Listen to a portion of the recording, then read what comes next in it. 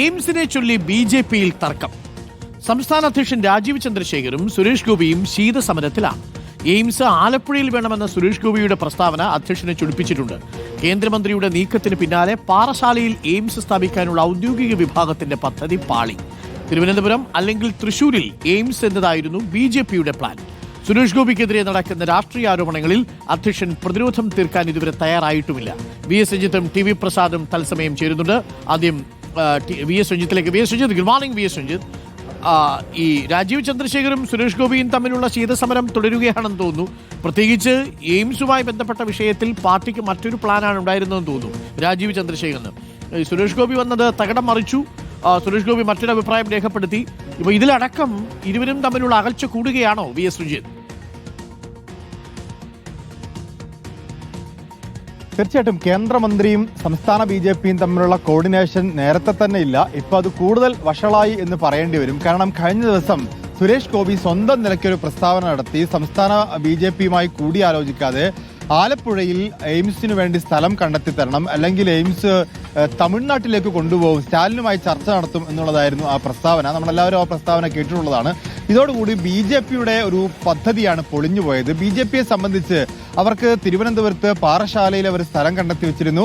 ആ പാറശാലയിൽ സ്ഥലം ഏറ്റെടുത്ത് പാറശാലയിൽ എയിംസ് പ്രഖ്യാപിച്ചാൽ തിരുവനന്തപുരത്ത് വലിയ രാഷ്ട്രീയ നേട്ടം ഉണ്ടാക്കാം. അത് തിരുവനന്തപുരം നഗരസഭയിലാണെങ്കിലും തിരുവനന്തപുരത്ത് വരാനിരിക്കുന്ന നിയമസഭാ തെരഞ്ഞെടുപ്പുകളിലാണെങ്കിലും ഒക്കെ രാഷ്ട്രീയ നേട്ടം ഉണ്ടാക്കാൻ ഏറ്റവും നല്ലത് തിരുവനന്തപുരത്ത് വരുന്നതാണ് എയിംസ് എന്നുള്ളതായിരുന്നു അവരുടെ ബോധ്യം. ഇനി അതല്ലെങ്കിൽ തൃശ്ശൂരിൽ എന്നുള്ളതാണ് ബി.ജെ.പിയിൽ കണക്കാക്കിയിരുന്നത്. കാരണം ബി.ജെ.പി തിരുവനന്തപുരം കഴിഞ്ഞാൽ പിന്നെ രാഷ്ട്രീയ നേട്ടം ലക്ഷ്യം വെക്കുന്ന ജില്ല തൃശ്ശൂരാണ്. ഈ രണ്ട് ജില്ലകളിൽ സുരേഷ് ഗോപിക്ക് തൃശ്ശൂരിനോടെങ്കിലും സ്നേഹം ഉണ്ടാകുമെന്നാണ് ബി.ജെ.പി കരുതിയത്. പക്ഷെ അദ്ദേഹം ആലപ്പുഴയിൽ വരണം എന്നൊരാഗ്രഹം പ്രകടിപ്പിച്ചു. അത് പരസ്യമായി പറയുകയും ചെയ്തു. ഇതോടുകൂടി പ്രസിഡന്റും കേന്ദ്രമന്ത്രിയും തമ്മിൽ അകൽച്ച കൂടി. കഴിഞ്ഞ കുറേ ദിവസങ്ങളായി സുരേഷ് ഗോപിക്കെതിരെ വലിയ രാഷ്ട്രീയ ആരോപണങ്ങൾ ഉണ്ടാവുന്നു. ഈ കലുങ്ക് ചർച്ചയിൽ പോലും വലിയ സംഭവങ്ങളുണ്ടായി. അതിന്റെയൊക്കെ മറുപടി ചോദിക്കുമ്പോൾ അദ്ദേഹത്തോട് പോയി ചോദിക്കുക എന്നുള്ളതാണ് പ്രസിഡന്റ് പറയുന്നതെന്ന്. പ്രസിഡന്റ് ഒരു തരത്തിലും സുരേഷ് ഗോപിയെ പ്രൊട്ടക്ട് ചെയ്യാനോ രാഷ്ട്രീയ ആരോപണങ്ങളെ പ്രതിരോധിക്കാനോ തയ്യാറാവുന്നില്ല.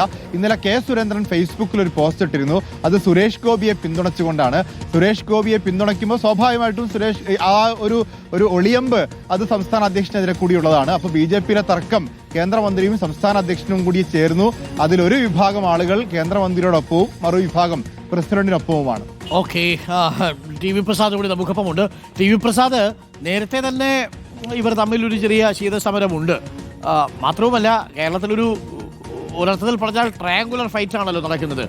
നേരത്തെ ഉണ്ടായിരുന്ന അധ്യക്ഷൻ കെ സുരേന്ദ്രനും പുതിയ അധ്യക്ഷനും തമ്മിൽ കാര്യമായ സമ്പർക്കങ്ങളില്ല. കേരളത്തിൽ നിന്നുള്ള കേന്ദ്ര സഹമന്ത്രി സുരേഷ് ഗോപിയും ഇവർ രണ്ടുപേരും തമ്മിലും വലിയ സഹകരണങ്ങളൊന്നുമില്ല.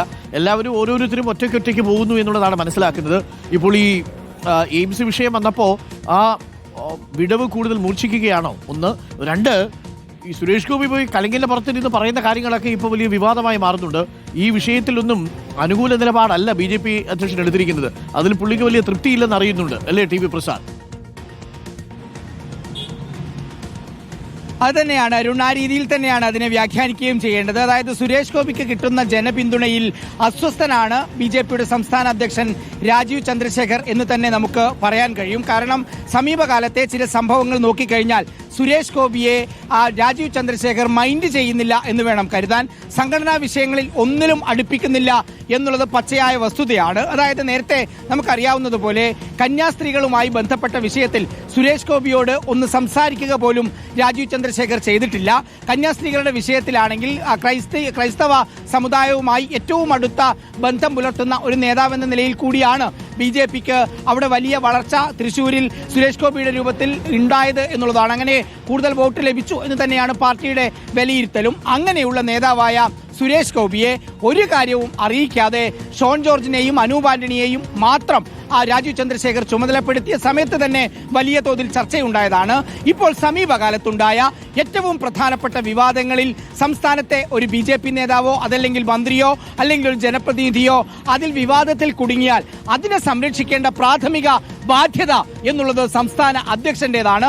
പക്ഷെ രാജീവ് ചന്ദ്രശേഖർ സുരേഷ് ഗോപിയുമായി ബന്ധപ്പെട്ടുയർന്ന വിവാദങ്ങളിൽ കൈമലർത്തുകയാണ്, മിണ്ടാതിരിക്കുകയാണ് എന്ന് മാത്രമല്ല അരുൺ, മാധ്യമങ്ങൾ ചോദിച്ച സമയത്ത് അക്കാര്യങ്ങൾ സുരേഷ് ഗോപിയോട് പോയി ചോദിച്ചോളൂ എന്ന് പോലും പറയുകയാണ് സംസ്ഥാന അധ്യക്ഷൻ. ഇതൊരു കലുങ്ക് ചർച്ചയുടെ ഭാഗമായി വന്ന വിവാദത്തിൽ മാത്രമല്ല, നേരത്തെ തൃശൂരിലെ വോട്ട് ചോരി വിവാദത്തിൽ വന്നപ്പോൾ സമയത്തും അതും സുരേഷ് ഗോപിയോട് ചോദിക്കാനാണ് പാർട്ടിയുടെ സംസ്ഥാന അധ്യക്ഷൻ പറഞ്ഞത്. ഇപ്പോഴാണെങ്കിൽ കെ സുരേന്ദ്രൻ പൂർവാധികം പിന്തുണ, സ്വാഭാവിക പിന്തുണ സുരേഷ് ഗോപിക്ക് കൊടുക്കുന്നു. ഇന്നലെ ഫേസ്ബുക്ക് പോസ്റ്റ് ഇടുന്നു. മാത്രമല്ല ചില യുവ നേതാക്കളും ഫേസ്ബുക്ക് പോസ്റ്റ് ഇടുന്നുണ്ട്. പെറ്റി ഈഗോ മാറ്റിവെക്കണം എന്നാണ് യുവരാജ് ഗോകുൽ രാജീവ് ചന്ദ്രശേഖരനെ കൊള്ളിച്ചുകൊണ്ട് ഒരു പോസ്റ്റ് ഇട്ടത്. നേരത്തെ VS രഞ്ജിത്ത് റിപ്പോർട്ട് ചെയ്തതുപോലെ ഈ വിഷയം, എയിംസുമായി ബന്ധപ്പെട്ട വിഷയം, രണ്ടുപേരെയും രണ്ട് തട്ടിലാക്കി കഴിഞ്ഞു.